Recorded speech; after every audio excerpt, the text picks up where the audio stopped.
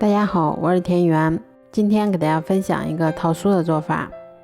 首先我们在碗中打入一颗鸡蛋，然后先加入150克食用油，再加入110克的白糖，接着我们用打蛋器先把它们充分搅拌均匀。搅匀后，我们先筛入250克的低筋面粉，然后先加入3克无铝泡打粉，再加入2克食用小苏打。接着我们用铲子把它们上下翻拌均匀就可以啦。翻拌均匀后，我们取适量的面剂，先把它揉成圆球，然后再用手把它轻轻地按压成小饼的形状。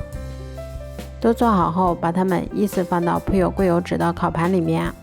接着我们用大拇指先在中间给它轻轻地按压一下，最后我们在表面再撒上一些黑芝麻增香。接着我们再把它放到预热好的烤箱里面，烤箱中层上下火170度，烤20分钟左右就可以啦。这样做出的桃酥吃起来非常的酥脆香甜，而且做法也非常的简单快速，味道比外面买的还要好。如果喜欢的话就试试吧。喜欢我的视频就关注我吧，谢谢您的支持。